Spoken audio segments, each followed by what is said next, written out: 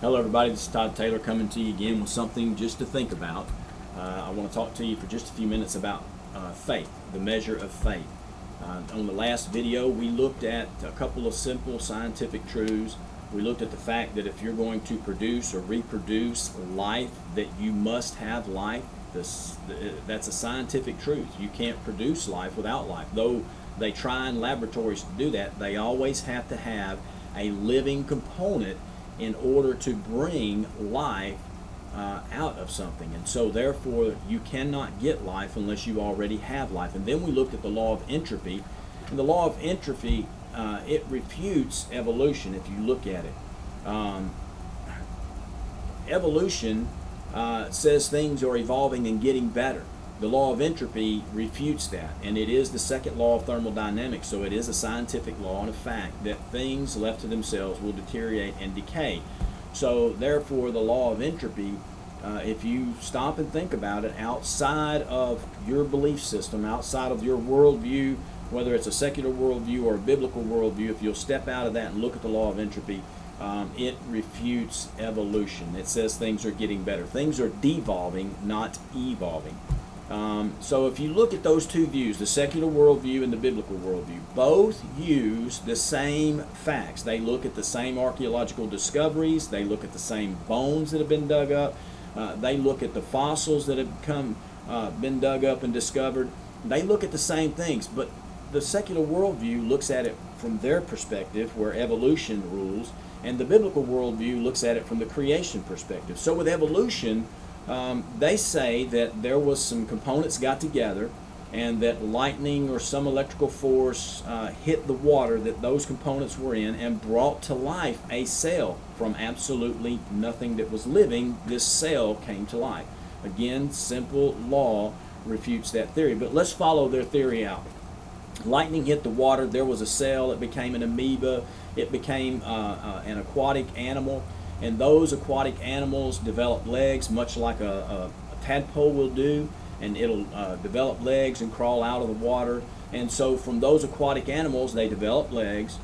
They moved onto land. They became land animals, reptiles, mammals, amphibians, and all these different animals. They became primates, and they became apes, and then those, they began to walk upright, and they became Neanderthal men, and then they became cave dwellers, and then they became what we know now as modern man.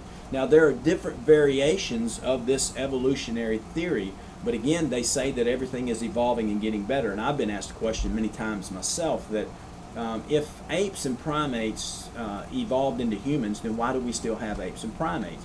And that's a question to think about. But evolution starts with nothing and produces life, and then brings all of life, this explosion of life and everything that exists on the planet, and from that one initial start.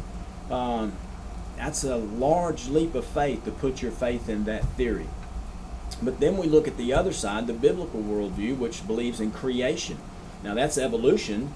But creation says that God created life, that God made the heaven and the earth, and He created the universe, and then He made the land and the air and the sea, and He made the animals to live on the land, He made the animals to live in the sea, He made the birds and the fowl to fill the air. God made all of these creatures to fill the land and the air and the sea, even the insects and the bugs and the creepy crawling things. God made all of this. And then God made mankind. And mankind rebelled against God, and that rebellion against God brought sickness, disease, chaos, and death into the world.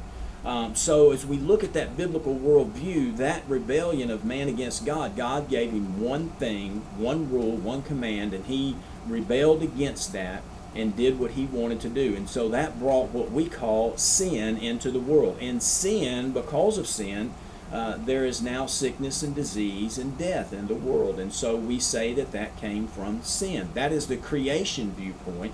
That is the biblical worldview. We look at the fossils and all of that, and I don't have time to go into all of that, but we all look at the same facts from a different view. Now here's the thing. I believe that every person has been given a measure of faith. We come into this world with faith. When you sit down in a chair that you have never sat in before, you sit down in that chair expecting it to hold you up. You don't inspect it and look at it and make sure it's put together right so that when you sit down, you don't fall down. So you sit in that chair with complete trust and confidence in that chair, and that's what faith is, complete trust and confidence in someone or something. So simple trust, you look at the chair, you sit down in it, you trust the chair. Electricity, you plug an appliance or a tool into the wall, a power tool, and you're expecting electricity to come out of that wall and to power that tool. You have faith that there will be electricity. If you get into a plane to fly somewhere, you have faith in that plane that it's going to get you to your destination. If you jump out of a plane with a parachute on, you have faith in that parachute that when you pull that ripcord, that parachute's going to open up and let you land safely on the ground.